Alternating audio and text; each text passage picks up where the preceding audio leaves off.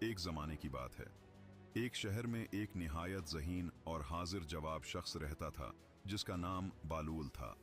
इसकी दानाई के किस्से बादशाह के महल तक मशहूर थे। एक दिन बालूल के घर एक मेहमान आया हुआ था। इसी दिन बादशाह की तरफ से पैगाम आया कि बलूल, आज तुम हमारे साथ शाही महल में खाना खाओगे। बलूल ने अदब से जवाब भिजवाया, बादशाह सलामत, आज मेरे घर मेहमान तशरीफ लाए हुए हैं, इसलिए मैं हाजिर नहीं हो सकता। बादशाह ने दोबारा पैगाम भेजा, तो अपने मेहमान को भी साथ ले आओ और खुद भी फौरन आ जाओ। बालूल इनकार न कर सका। वो मेहमान को साथ लेकर महल की तरफ रवाना हुआ। रास्ते में उसने मेहमान को 3 बातें समझाएं। पहली बात, तुम मेरे बिल्कुल साथ बैठोगे। दूसरी बात, जब तक कोई चीज तुम्हें पेश न की जाए अपनी तरफ से कुछ नहीं निकालोगे।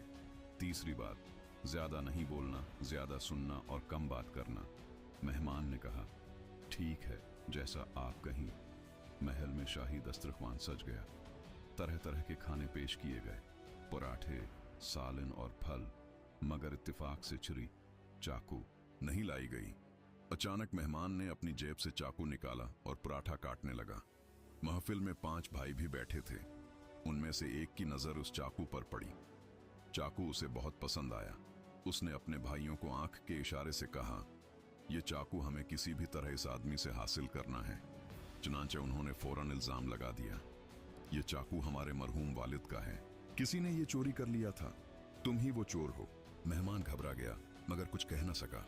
बादशाह ने सख्ती से हुक्म दिया, अगर ये चोर है तो कल सुबह उसका सिर कलम कर दिया जाएगा।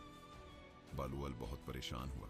वो जानता था कि चाकू मेहमान ही का है, मगर 5 भाई चालाक थे। बालूल ने बादशाह से अर्ज किया, बादशाह सलामत, आज रात ये मेहमान मेरे साथ रहेगा, कल सुबह मैं उसे आपके हुजूर पेश कर दूंगा। बादशाह ने इजाजत दी, मगर शर्त रखी, याद रखो तुम उस मेहमान से कोई बात नहीं करोगे। बालूल वादा तोड़ना नहीं चाहता था, मगर मेहमान की जान भी बचानी थी। रात को वो मेहमान को साथ लेकर बाहर सैर के बहाने निकल गया। रास्ते में एक गुधा घास खा रहा था। बालूल ने गुधे के करीब जाकर ऊंची आवाज में कहा, अय गुधे, मैंने तुम्हें 3 बातें समझाई थी मगर तुम न समझे।